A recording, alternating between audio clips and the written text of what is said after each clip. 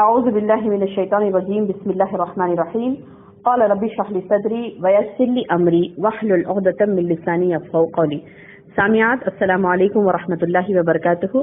الحمدللہ اسماء الحسنہ کا یہ جو سلسلہ شروع ہوا ہے اللہ کا احسان عظیم ہے کہ اللہ سبحانہ وتعالیٰ نے ہمیں اللہ کے اسماء کا علم حاصل کرنے کی توفیق عطا فرمائی.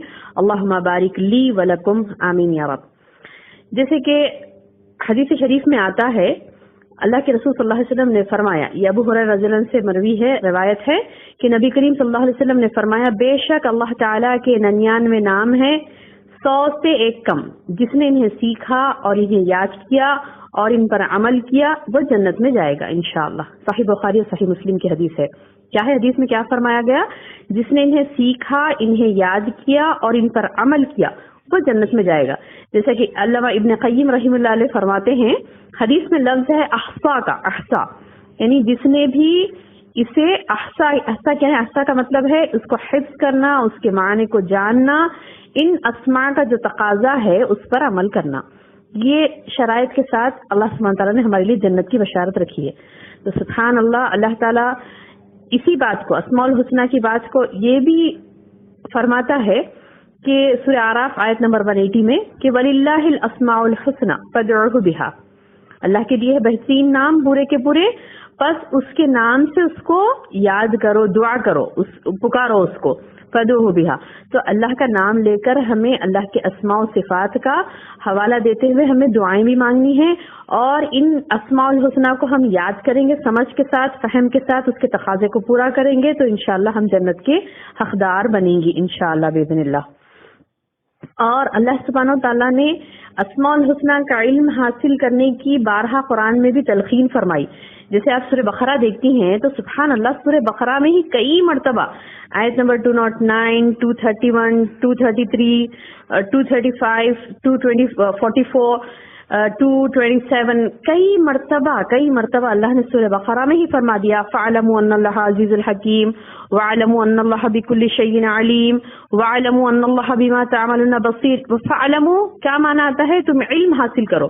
فَاعْلَمُوا أَنَّ اللَّهَ عَزِيزٌ الْحَكِيمٌ کہ اللہ کیا ہے؟ العزیز ہے, الحکیم ہے. وَاعْلَمُوا اور تم علم حاصل کرو کس چیز کا؟ أَنَّ اللَّهَ بِكُلِّ شَيْءٍ عَلِيمٌ, اللہ علیم ہے, اس کا علم حاصل کرو. پھر سورہ بقرہ آیت نمبر 233 میں وَاعْلَمُوا أَنَّ اللَّهَ بِمَا تَعْمَلُونَ بَصِيرٌ, تم علم حاصل کرو اس بات کا کہ اللہ بصیر ہے. پھر وَاعْلَمُوا 235 میں دیکھتے ہیں تو وَاعْلَمُوا أَنَّ اللَّهَ غَفُورٌ حَلِيمٌ, تم علم حاصل کرو اس بات کا کہ اللہ غفور ہے, اللہ رحیم ہے. وَاعْلَمُوا أَنَّ اللَّهَ سَمِيعٌ عَلِيمٌ, سورہ بقرہ آیت نمبر 244 کہ تم علم حاصل کرو اس بات کا کہ اللہ سمیع ہے, علیم ہے, علیم ہے. وَاعْلَمُوا أَنَّ اللَّهَ غَنِيٌّ حَمِيدٌ, سورہ بقرہ آیت نمبر 227 کہ اللہ سبحانہ وتعالیٰ قرآن میں بار بار اس چیز کا حکم دے رہا ہے کہ تم اس چیز کا علم حاصل کرو کہ اللہ غنی ہے, اللہ حمید ہے, اللہ سمیع ہے, اللہ علیم ہے, اللہ غفور ہے, اللہ حلیم ہے, اللہ عزیز ہے, اللہ حکیم ہے, بصیر ہے. تو یہ صفات کو کہتے ہوئے اللہ سبحانہ وتعالیٰ بارہا سورہ انفال آیت نمبر 40 میں بھی فرمایا اللہ تعالیٰ کہ فَاعْلَمُوا أَنَّ اللَّهَ مَوْلَاكُمْ نِعْمَ الْمَوْلَى وَنِعْمَ النَّصِيرُ. اور ایک جگہ سورہ مائدہ میں بھی فرمایا اللہ نے کہ ان اللہ شدید العقاب وان اللہ غفور رحیم. اور ایک جگہ سورہ محمد میں فرماتا ہے فَاعْلَمْ, تم اس چیز کا علم حاصل کرو انہ لا الہ الا اللہ, یعنی اللہ کے سوا کوئی معبود نہیں, اس چیز کا علم حاصل کرو.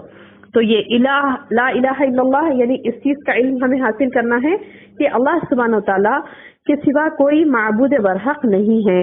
تو یہ بھی اللہ کی عبادت, اس کی الہ کا معنی آتا ہے معبود یعنی وہ معبود جس کا ہم کیا کہتے ہیں تمام معبودان باطلہ کا انکار کرتے ہوئے الہ کو اپنا معبود مان رہے ہیں. تو اللہ سبحانہ وتعالیٰ یہ جو الہ کی صفت ہے اس میں پورے صفات 99 صفات کے ساتھ جو ذات باری تعالیٰ ہے وہ 99 صفات کے ساتھ, تو وہ ہے ہمارا الہ. تو سبحان اللہ اس کا بھی علم حاصل کرنے کے لیے اللہ سبحانہ تعالیٰ نے ہمیں قرآن میں حکم دیا ہے. تو ابھی میں نے جیسے سورہ بقرہ کی تقریباً آپ کو 6-7 آیتوں کے ٹکڑے سنائے, تو ان تمام میں یہی بات آئی ہے کہ اللہ سبحانہ تعالیٰ نے حکم دیا ہے علم حاصل کرنے کا اللہ کی صفات پر. تو یہ اللہ کی صفات کا انشاءاللہ ہم علم کا سلسلہ جاری رکھتے ہوئے ہم یہ دعا بھی کرتے ہیں انشاءاللہ کہ اللہ تعالی ہمیں اس کے تقاضوں کو پورا کرنے والا بنائے.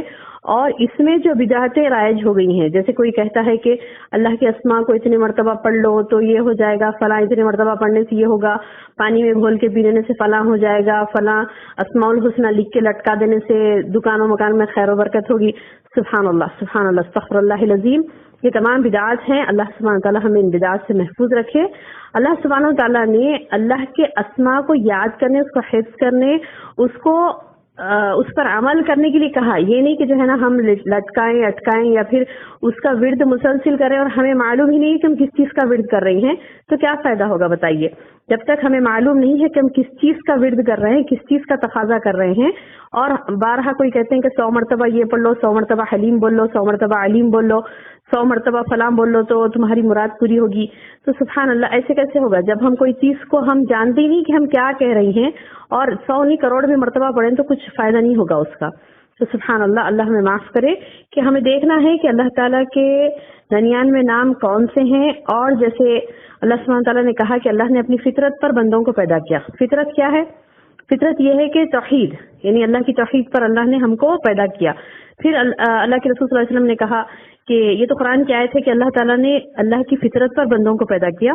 پھر حدیث شریف میں آتا ہے کہ نبی صلی اللہ علیہ وسلم فرماتے ہیں کہ لوگ بچہ تو فطرت اسلام پر پیدا ہوتا ہے، لیکن لوگ اس کے ماں باپ اسے یہودی یا نصرانی یا مشرک بنا دیتے ہیں. لیکن اللہ تعالیٰ بندوں کو جو فطرت پر پیدا کرتا ہے وہ دین اسلام کی فطرت ہے، توحید کی فطرت ہے. اپنی فطرت پر کہا اللہ نے، میری فطرت پر میں نے پیدا کیا. تو فطرت سے مراد علماء نے توحید لیا ہے. تو توحید پر اللہ نے ہم کو پیدا کیا. تو سبحان اللہ، ہماری جو فطرت ہے وہ اللہ کی بنائی ہوئی ہے اور اللہ ہی کی فطرت پر اللہ نے ہم کو پیدا کیا. تو یہ فطرت کیا ہے؟ توحید ہے. توحید میں اسماء و صفات کا علم ضروری ہے. تو اسماء و صفات کا علم جب ہم کو ہوگا تو جیسے ایک یعنی مثال بھی ہے نا کہ کسی سے دوستی کرنی ہے، آپ کو دوستی کرنی ہے تو اس کے عادتوں کو اپناتے ہیں تو کیا ہوتا ہے؟ دوستی مضبوط ہوتی ہے. تو انشاءاللہ ہمیں بھی اللہ سے دوستی کرنی ہے. اللہ نے کہا اس چیز کو کہ جو ہے نا میرے ولی وہ ہیں جس کو لا خوف علیہم ولا هم یحزنون، نہ کبھی غم زدہ ہوں گے، نہ رنج و غم ان کے قریب آئے گا. تو انشاءاللہ جب ہمیں اللہ کے قریب ہونا ہے، اس کی قربت حاصل کرنا ہے تو اس کے صفات کو دیکھیں گے، جانیں گے اور جو اللہ کی صفات ہے اس سے جڑیں گے انشاءاللہ، اس سے محبت پیدا کریں گے، ویسی صفات کو اپنائیں گے انشاءاللہ. جیسے رحم ہے اللہ کی صفت، اللہ تعالیٰ کی صفت رحیم ہے تو بندے کو بھی اللہ تعالیٰ یہ کہتا ہے کہ تم جتنا رحم کرو گے، تم زمین والوں پر رحم کرو گے، آسمان والا تم پر رحم کرے گا. تو یہ اس سے کیا مراد ہے کہ ہم اللہ کی صفت جو رحیم ہے اس کو اللہ نے بندوں کے لیے بھی کہا کہ تم بھی رحم کرو تو میں تم پر رحم کروں گا، تم زمین والوں پر رحم کرو تو آسمان والا تم پر رحم کرے گا. تو اسی طرح اللہ کی اور بھی صفات کو جانیں اور اس پر عمل کرنے کی کوشش کریں. اور اللہ تعالیٰ سے دعا ہے کہ اللہ تعالیٰ ہمیں کہنے اور سننے اور سیکھنے سے زیادہ عمل کی توفیق عطا فرمائے. آمین یا رب العالمین. السلام علیکم ورحمۃ اللہ وبرکاتہ.